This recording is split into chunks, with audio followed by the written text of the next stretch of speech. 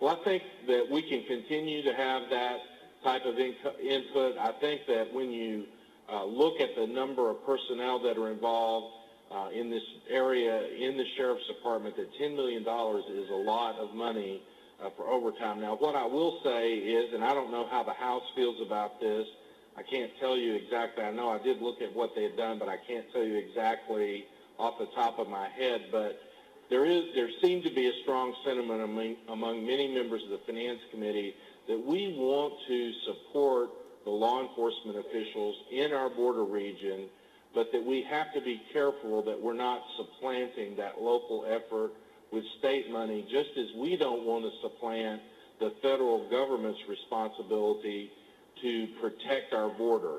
And really our efforts have to focus in the law enforcement area.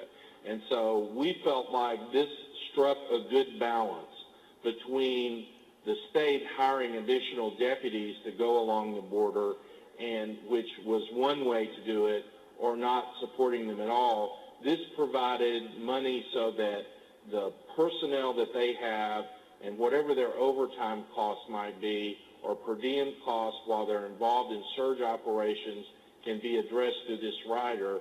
And in addition, I've given to understand there's a lot of federal funds available for this also. Well, I happen to, and I hope that that's the case in terms of federal funding reaching that area of the state.